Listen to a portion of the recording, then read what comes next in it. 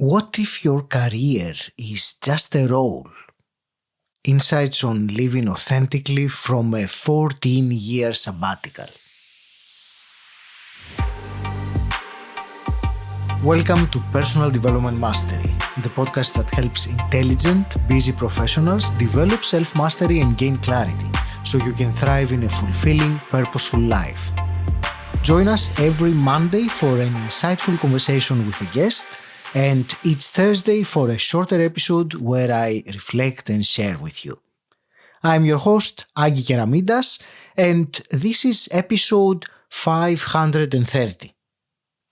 If you are looking to live more authentically and break free from societal expectations, this conversation with my guest Ray Martin explores how stepping out of your scripted identity can lead to true inner peace and purpose.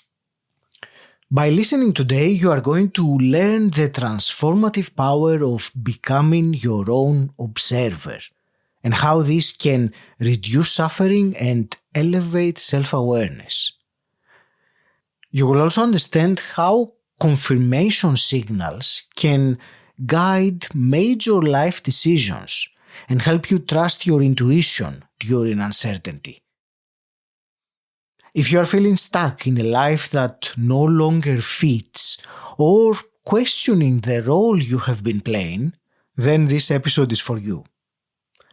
Before we dive in, if you're in a life or career transition and resonate with the topics we discuss here, I offer one-to-one coaching and mentoring to help you find clarity and move forward with purpose. Curious to explore what that could look like for you? Visit personaldevelopmentmasterypodcast.com/mentor or just tap the link in the show notes. Now let's get started. Today it is my real pleasure to speak with Ray Martin, also known as the Daily Explorer. Ray, you are an entrepreneur, a business leader, speaker, a mindfulness teacher, and author of Life Without a Tie.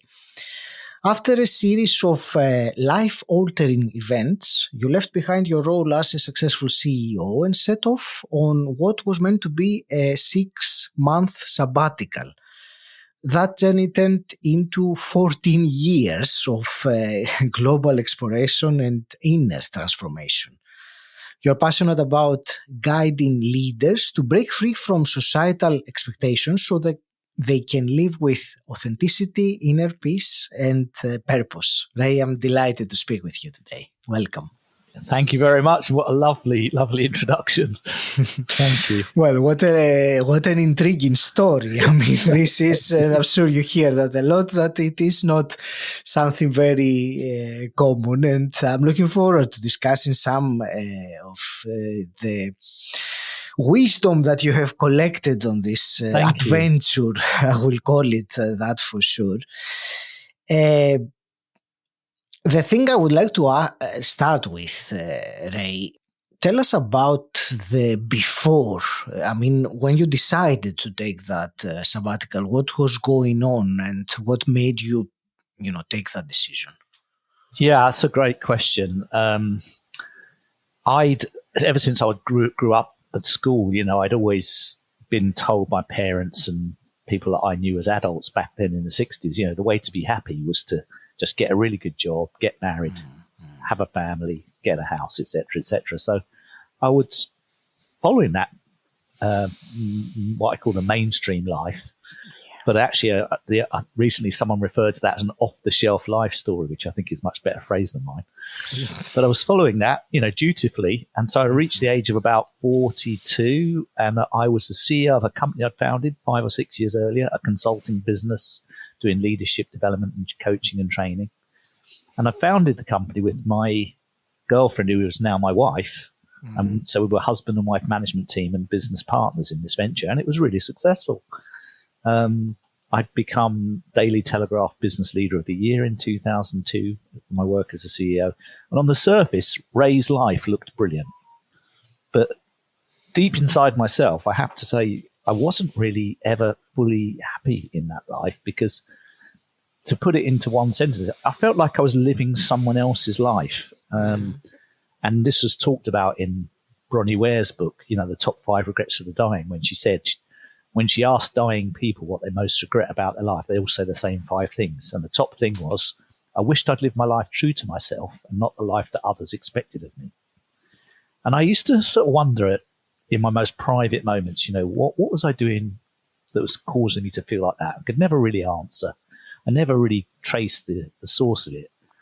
And then one day, my wife came back from a meeting and said, I'm leaving you and I'm leaving the company. It was really sudden. It was incredibly shocking and impactful. And I could see that it was going to change everything. And whilst that was going on, my father got very ill and he died shortly afterwards. And so within about 3 or 4 months, Aggie, I was out of my home. I was out of my marriage. My dad had gone. I was leaving the company I founded. It was a desperately unhappy time for me. I was broken. And someone had said to me about a year into my paralysis of being completely, just down with it all, of not seeing any future, someone made a suggestion to me. They said, one of the ways you can get yourself out of a funk like this sometimes is forget about yourself for a while and just go and help someone else 100%, go into service to them. So that's what I decided to do. I went to Australia, where a friend of mine had breast cancer. Her name's Elizabeth, and I wrote about her in the book. And I said, can I just come and look after you for a month while you have your chemotherapy and stuff like that? Because her husband was working full time. She had a young son. She said, that'd be great. So I did that, but nothing changed inside me, except in the last week of my stay in Australia, I went up to see some friends in Cairns, and they said, we're going to the theatre tonight. Do you want a ticket? Do you want to come? I said, okay. So I went to the theatre, and during the interval of the play we're watching, I'm looking at the programme, and I see my attention keeps drawing to the corner of the page. It says, we're auditioning for the next play. It's a British play called Out of Order. It's about a member of parliament. And I said to my friends for a joke, I should be in that play. I've got the perfect English accent. But I wasn't an actor, or I was only kidding. But they seriously turned around to me and said, well, we know the director of the play. Why don't you go to the audition? I think you'd be good. And I said, that's crazy. Come on, I'm going back to England in 3 days. They're never going to pick me. My limiting beliefs were just spouting forward. I'm not an actor. I've got no training. And anyway, I can't afford to do it. I need to pay all the bills at home and pay my mortgage and everything. They said, well, why don't you just go for fun? You'll be here. Forget about trying to get in the play. So I did. And I went to this play. And to cut a very long story short, the director asked me if I would take the lead role in the play, which was like the biggest, 400 lines in the script, central character, comedic buffoon. So lots of difficult challenges as an actor, a crazy voice I'd have to do to be George Pigden. And my sister-in-law is an actress, so I called her and she said, could I do this? She said, yeah. I was already back in London after the audition when I got this call. And so I went back and did the play two days after these conversations, and it really completely changed my thinking, because as I was flying back to London after 3 months of doing the play, I realized that I was feeling a lot of dread as Ray the businessman resuming that old life. And I thought, what's that about? And I went, oh my God, Ray the businessman is a character that I play. It's not me. And I never, ever, ever, until that experience, thought of myself as a character I was playing. I just thought me, the businessman, was me. And then that realization had me go, right. As Anthony Robbins says in his book, you are not just the actor in your story, you're the director and the scriptwriter too. So you can move between those positions. And I thought, does Ray the character's character need to be changed, or does he need a different situation, or should we just kill the series completely and say it's over? And I decided to kill the series completely and say it's over. I don't want to be a businessman any longer, at least not for a while. And that led me to follow the advice my friend in Australia who went to see the play with said, why don't you take a 6-month sabbatical and really work out a new path for yourself? And I laughed at first when she said it. I said, that's ridiculous. I'm not wasting my time doing a 6-month sabbatical, backpacking. What's the point of that? But now, in light of the play and the insight I'd had, it just seemed like a really good idea. So that's what got me to start sabbatical. It's a very long answer. I hope that's okay.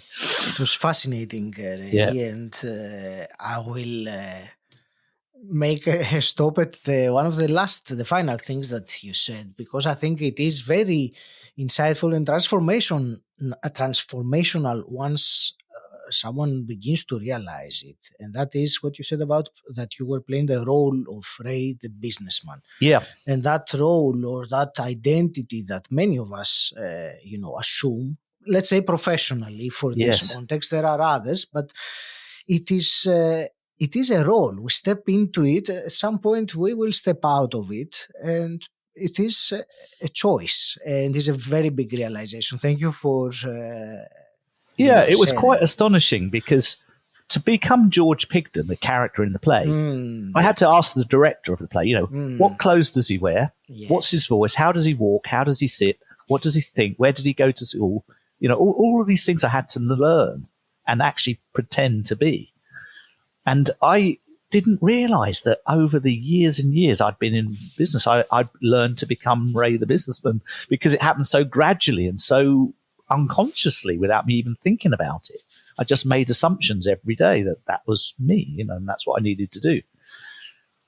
And so me and my character become wedded, like a bit like David Schwimmer, who used to play Ross in Friends. He didn't want to be Ross for the rest of his acting life. I think he struggled to find a new role, but I think he really is Ross. But I didn't want to be Ross for the rest of my life. Yeah. You talked about stepping into a new character, and what comes for me to ask is from someone who, listening now, that has identified with a character for a long time, or the role, as we were saying, the role that they have been playing, and they have been feeling the desire or the nudge, if you want, that there is something else or another role. Now that the word role sounds in both meanings. What would you say to that person to perhaps facilitate, going towards the direction of what's authentic to themselves? That's how I see it. Yeah, I mean, basically, essentially, you need new data from life. Basically, I'd lived off all the data that I'd ever taken on board to become the person I was, and I couldn't shift my thinking really without new data. So I decided to go to a part of the world where I thought I might get some new understanding, new insight. And I went to Asia because in Asia, there's a lot of Buddhism, mysticism, Eastern philosophy, that kind of thing. And I was really curious because I'd sort of had, some connection with that through my development and spiritual journey, but really at a distance, not really in my face. And I was really curious to find out more about how do you get to know yourself? How do you develop self-awareness? How do you really discover who you are? And I thought, I'm never going to find that out amongst my friends in London. They just think the same as me. They've got the same mindset as me. They're not going to challenge me to do that. So I wanted to go somewhere completely unfamiliar in every way possible. Now, you don't have to go abroad to do this. There's loads of places you can do it, even in the UK. Or wherever you are. But for me, because I didn't have children when I got divorced and I was, financially able to support myself for a while, I decided that I wanted to be a backpacker and just live modestly and frugally and, find out more about life, just take on board a whole load of new data and just like opening a big box of Lego on the floor and just see all the pieces fall out and go, okay, what can I build with this? That was essentially my quest. But the question I was trying to answer was the Bronnie Ware question. What does living life true to myself actually look like, feel like, and sound like for me? Because I had no idea. It certainly wasn't being a CEO, but I didn't know what that would be replaced with. And I think no one does unless they start taking some steps towards that direction. Yeah. It rarely, from my knowledge, comes as a an insight, like an epiphany that now I know everything. Yeah, exactly. You said, and I want to discuss this with you because I find it fascinating. You use the word quest. Earlier I said adventure. I think it is both are very appropriate words. So during your quest, but also a physical adventure, backpacking, going places, I can only imagine that you had to be very, let's say, flexible, and probably the word that really, and I don't want to beat around the bush, I will say the word that I want to use, and it's the word surrendering to what happens. Correct. And perhaps going towards one direction, which doesn't necessarily is the direction that your mind or your fears would take you to, but doing it anyway. So I wanted to hear your, insights from this particular element, because I'm sure you've had many times like this. Yeah. There's a couple of things to say here. I've got to be honest and say I found the transition of leaving London as an affluent businessman to being a very modest, budget-driven, anonymous backpacker. I found that transition really difficult. In the first couple of months when I was in Thailand, I get very irritated if my meal wasn't brought to me in the restaurant, within a certain time that I was used to. Or, in Asia, nothing works like it does in England. And so you can often get your dessert coming before your main course, and two people dining together don't get their food at the same time. And that's normal there. But I was sort of enraged by some of this stuff, going, don't you know who I am? Don't you realize I was somebody important, once? I could see my ego and mind, really agitated most of the time. And I was also carrying a lot of fear and anxiety about having been a failure as a husband, having had to face the shame of being left by my partner, and having to admit and acknowledge that I wasn't perfect by a long shot, even though I sort of had a persona of success as a business leader and I had these awards to prove it, etc. But behind the scenes, it was chaos.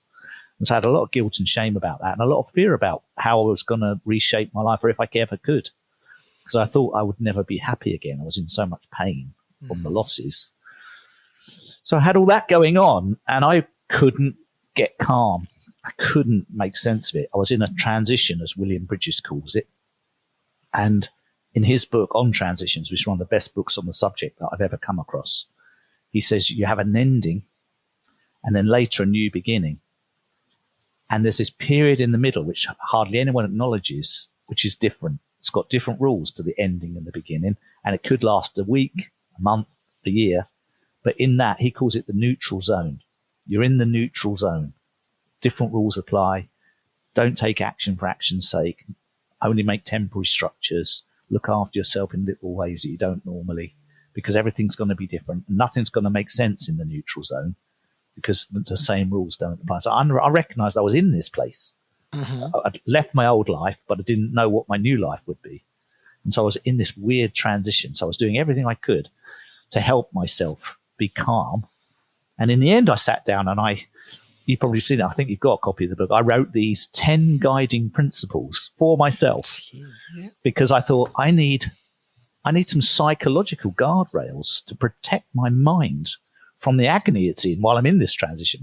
If I'm not careful, I'll go crazy. I'll flip out. I need to stay sane, and I need to keep open and keep my quest alive and have the faculty to search and process information and not be disturbed all the time.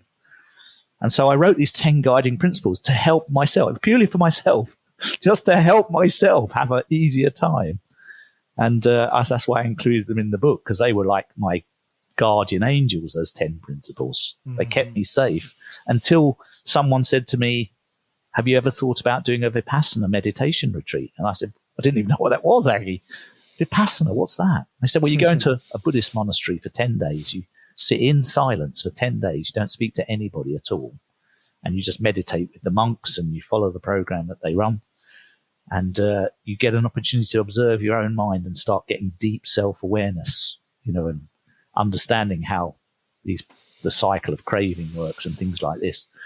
And I thought, oh my God, I've never been quiet for more than 10 minutes. I can't imagine 10 days. But I did that. I went into the monastery after 6 months, and when I came out, I was like a different man. It's like someone, if I had a volume knob on the side of my head when I went in, and it was up at 10 out of 10 noise in my head. When I left, it was like turned down to 1 out of 10. I hadn't gone completely, but it was hardly there. I was so quiet and so calm and so grounded and so kind of serene on the inside. I realized that, I was causing a lot of my own anxiety through the way I was thinking, which had never occurred to me before.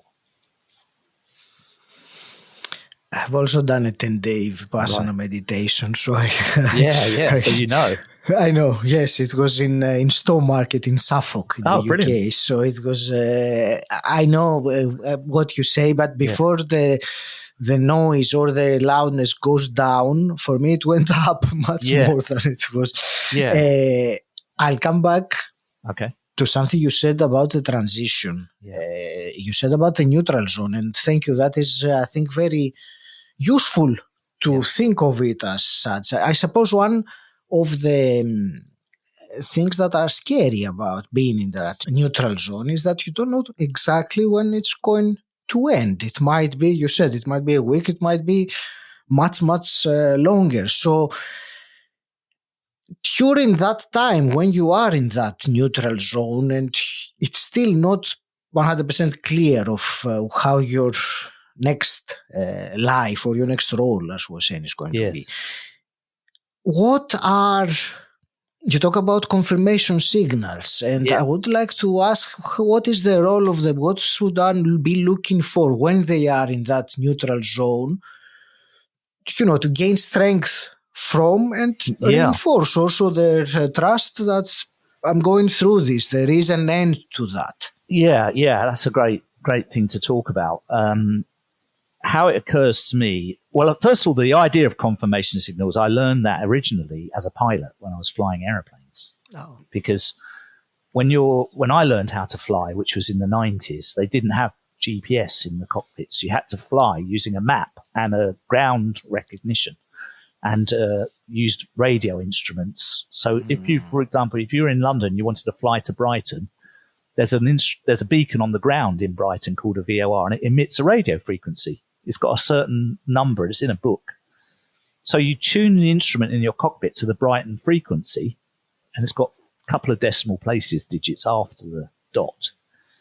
And you think, right, the needle in your cockpit starts to point to that beacon, and so you fly in the direction of the needle. It's a perfect system. However, if you don't confirm that you've chosen the right beacon from the book, you are flying down the needle to the wrong place. So you need to get a secondary confirmation. Right. And the way it works in the airplane is you press a button on your control column and you get an audio signal in your ear. It's Morse code, and it kind of goes, and the signal is unique to that beacon. So if you don't hear the unique signal of that beacon, you know you've chosen the wrong one. If you hear the signal, it's confirmed that you are going in the right direction. Mm-hmm. And so I thought that's a really good metaphor for me. Every time I had to make a decision, I thought I'll get a confirmation signal if I can. So for example, I'll give you some concrete examples. When I came back from Australia after looking after my friend, I was offered the part in the play. It was a massive decision because I was already back in London. I had bills to pay. I was on my own now. My wife had left. And I had 3 or 4 clients that I'd lined up while I was away who wanted me to do work. And they said, can you help us? And I said, well, only when I get back. If you can wait till I get back, I can do it. And so I'd obligated myself and made commitments that I'll definitely do this when I come back. And as soon as I arrived, I got the offer to do the play. And it was like really disturbed me because on one hand, I really wanted to keep my word and promise to these people, and I needed the money. And on the other hand, there was something compelling about going to do the play. It was like as if God wanted me to do it. I couldn't make sense of it rationally, but there was my inner wisdom was telling me, you must go and do that play. So I was in a dilemma. I didn't want to let anyone down. I didn't want to take a risk, but I didn't want to miss the opportunity. I thought, what do I do? What's my confirmation signal? So what I decided was I would get the blessing of each person who I'd obligated myself to. So I called each one And I told them exactly what had happened. I didn't make up a story or lie. I said, this is what happened. I went to Australia. I did this audition. I've unexpectedly been offered the lead part, and I feel like my soul wants to do it, but I don't want to let you down. So I'm only going to go and do it. I'll only do it if you say you go with my blessing and you can help me when you come back. If you tell me you give me your blessing, I'll go and do it. If you say, no, I want you here, I will definitely 100% stay here. And all four of them said, go with my blessing. If I was you, I would go. And that gave me a confirmation signal that I was doing the right thing. Four of them, four signals. Yeah. 4 signals. But, it was like an all or nothing. If even one had said, stay, I would have stayed. I would have stayed. It's a very bold and courageous way to make that decision. Yeah, like, but I knew it was right. Yeah, definitely. And you don't have any possibility of regret because you went with her blessing. That's amazing. Yeah.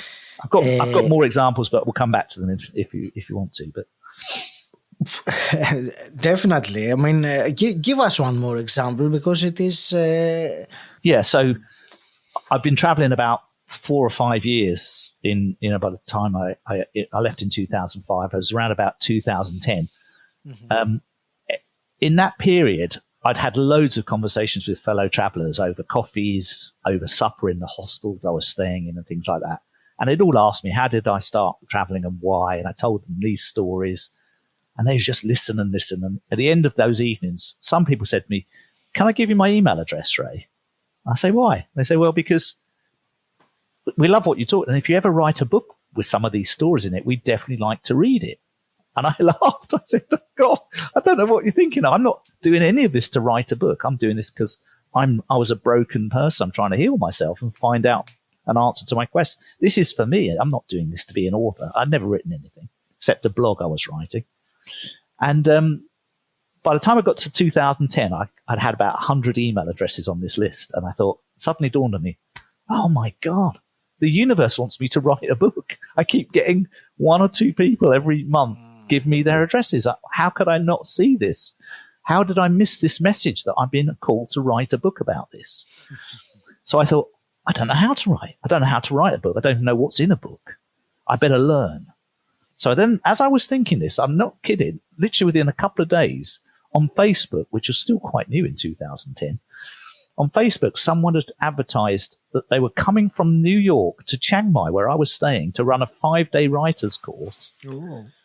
And it was help anyone who was interested in writing a book learn all the basics and begin the journey, and they'd know everything they needed to. And she was a published author and a literary agent, big shot, and she wanted $1,200 for her course, which was way beyond what I could afford.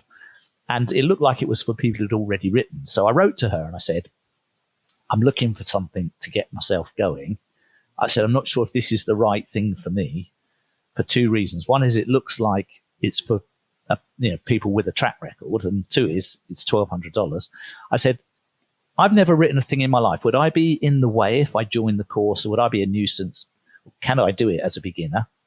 And the second thing is, I can't afford $1,200, but I could pay $500 if you'd let me do the course. And she wrote back and said, yes and yes. And I knew that was a confirmation signal. It was the right course. And a very good discount. Yeah, yes, definitely. Because I just knew once I got confirmation on those 2 things, and that's what I meant to be doing. Absolutely.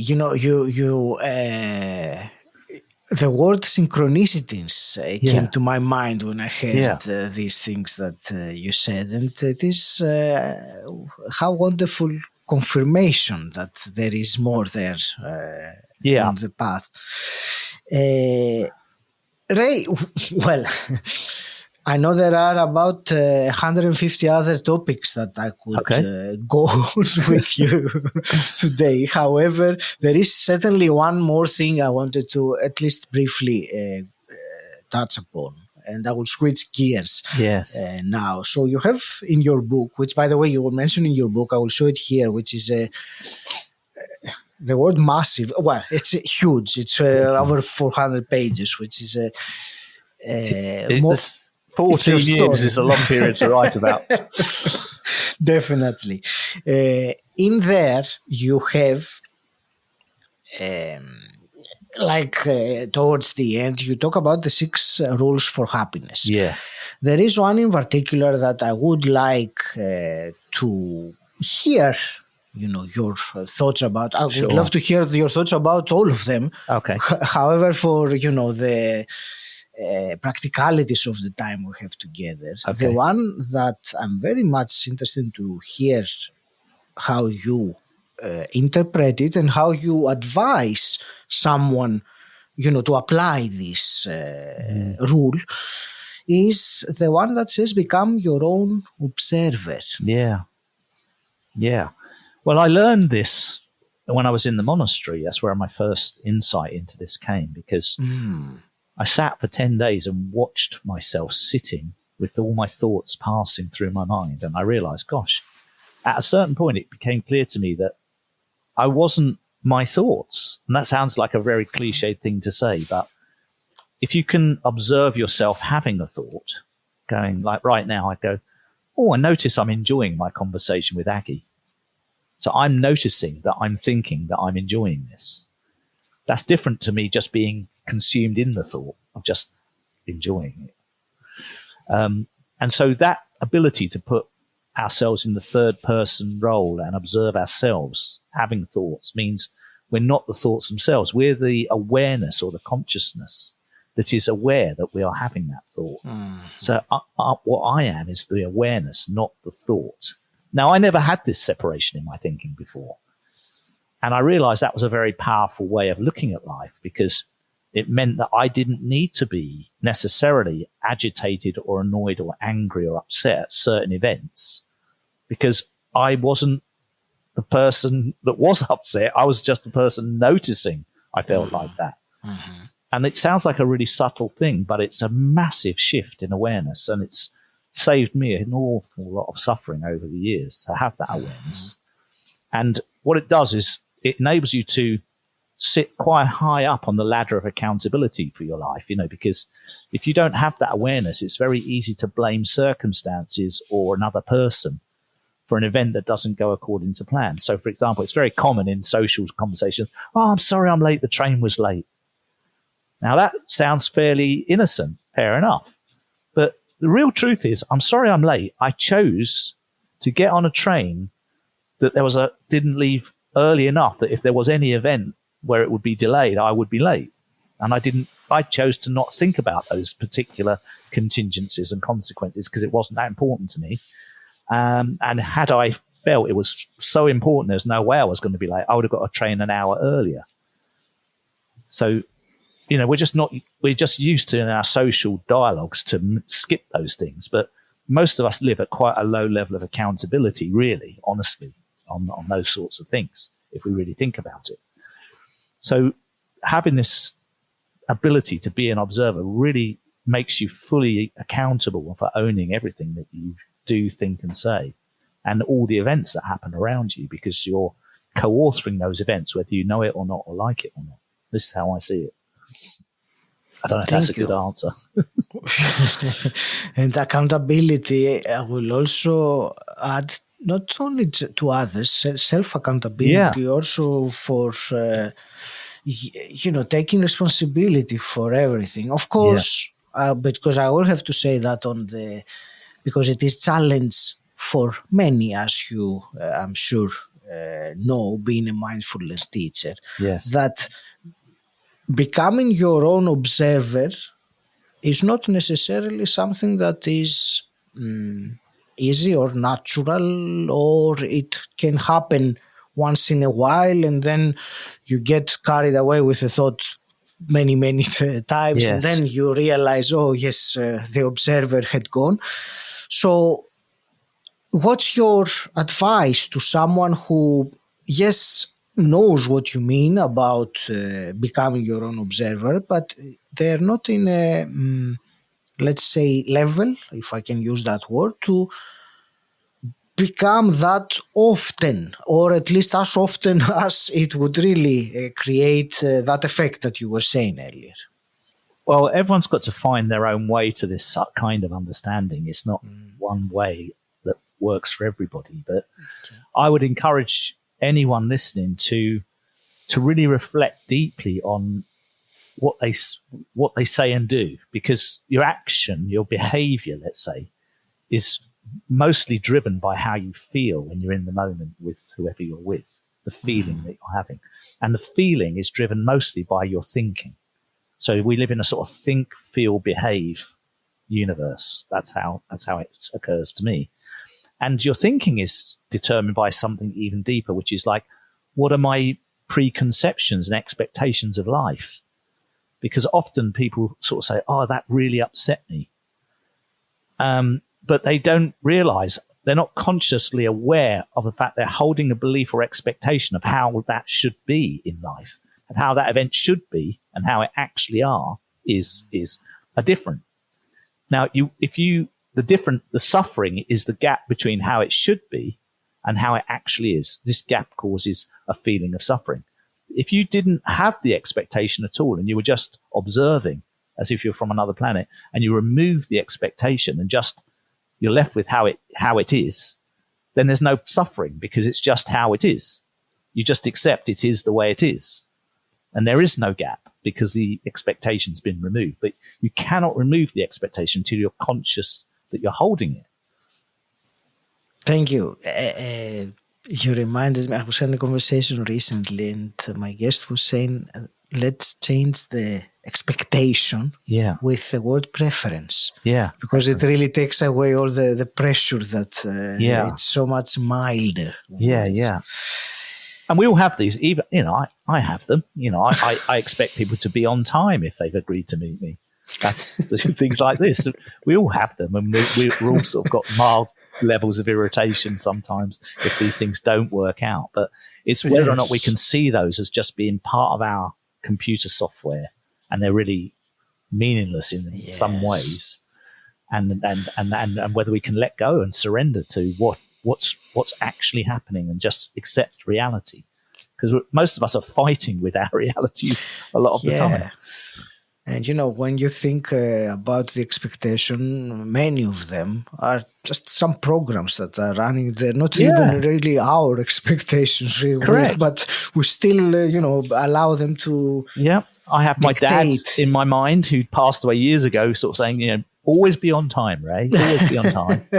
I remember also a phrase I have learned from Tony Robbins, and it is to be early is to be on time. And, yes. It's great for me to live by that standard.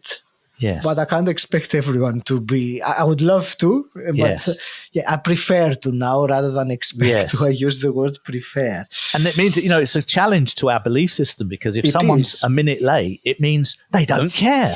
They don't care. They don't care about this. Of course, it's not true. It's absolutely not true. It's our own rule that we have. We attach this inference to this event.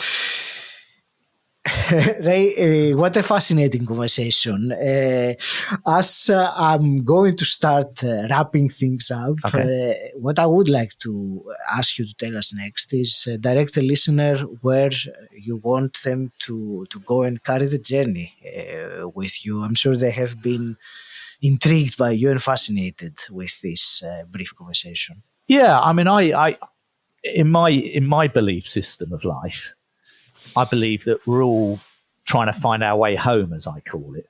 Yes. That place of peace and contentment, and where we feel like we're living our fully authentic self. Finding your own true path is the way I say it. And so, I just want to be encouraging to anyone who feels like they're quite slightly off their center line or looking for that, just to keep exploring, to keep going, keep investing in that journey. It's really worth it, in my experience, and just wanted to be a torchbearer for that kind of awareness around it, essentially. Of course, I work with people. I am a coach myself, so I do actually work with people to help and support them on that journey. But I would encourage anyone to do it in their own way, and find what support and resources they need, because it's definitely worth it. And when you're in that place, a couple of things happen which are really unexpected gifts. One is, I found through doing it myself during the Life Without a Time journey, I found not only do you get confirmation signals, like we talked about, but things happen with so much ease that they feel effortless, literally effortless. Like there's no trying. You just have your intention, set it out really clearly, and within minutes or hours sometimes, but certainly within days, something's coming towards you that exactly is what you need. And so there's an effortlessness to living when you're in alignment with who you truly are and you're on your right path. It becomes effortless. And that's why I think it's worth the struggle, because you get in the slipstream of life and you get pulled, and it's lovely. So I definitely think that's a good reason to do it. I wrote that down because it spoke to me as well as I'm sure it has spoken to many. Ray, I have two questions that I always ask my guests at the end. And the first one is, what does personal development mean to you? Personal development, wow. My answer to that would probably be a sort of relentless pursuit of wisdom and knowledge and being curious. I think that for me, that's a big part of it. When we get to the point where we think, oh, we know it all, there's nothing more for me to learn, we're in big trouble. I mean, I just had to record an intro video. I'm doing some coaching on a workshop in a couple of weeks. We were asked to do a 1-minute intro video to people. And the question we were asked to answer was, what's most commonly misunderstood about you? And I said, okay, well, I'm 64. I'm an accomplished CEO and a coach, and I've had loads of life experience. So what people commonly misunderstand is that they think I know everything. They think success comes really easy to me, and I'm confident, and I've got strong opinions about everything in business and leadership, and I'm infallible. Well, you couldn't be further from the truth. Every single day I look at other people who do what I do, and I think, God, they're going to find out I'm not very good at this. I don't really know what I'm doing. Gosh, they only knew how much I struggle with some of these things myself. Imposter syndrome is something I've lived with my whole life. It's never going away. It's never, ever going to stop. It's always there. It's like an unwanted companion who won't go away. And through becoming my own observer, I've just been able to hear and see that voice and just say, hello, you're back. Hi, just stay over there. Keep well away from me. Don't need you. Thanks. Ray, and a quick hypothetical question also. If you could go back in time and meet your 18-year-old self, oh, wow. What's one piece of advice you would give him? Well, on a practical level, I would have said, to make much better use of the financial resources I had when I was 18, which I didn't have any sense around at all. I just blew everything I created when I was younger. And I can see, looking back at the end of my life, how useful that would have been to create a foundation of stability and security in my life. But I'd also say that there are no mistakes. Just trust that the universe has got your back all of the time, because that's something that's really been obvious to me as I get into my retirement years. It's obvious that the universe has my back. I've never really seen it any other way. So I'd have to say that was what I'd say to my 18-year-old self. You just go and go where your energy takes you. Don't worry. It'll all be all right in the end, as they say. I love that. Ray, I want to thank you so much for this wonderful conversation I had with you today. I believe it's been not just inspiring, but also useful, and our listeners have found some insightful elements or something that triggered them enough to take some action towards that. I want to wish you all the very best with your plans and your everything from now on. And, thank you. I will leave it to you for your parting words. Well, I love meeting people and talking about these things, and I'm going to be appearing at several book fairs around the UK between now and Christmas, in Birmingham and Market Harbour and Lichfield, Coventry, and places like this. So if anyone wants to meet me in person at any of these book fairs, if you live near to these places, I welcome you to come and have a chat. That would be great.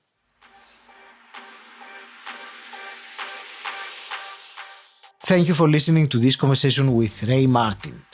I hope it has given you a fresh perspective on identity, personal transformation and the power of self-awareness.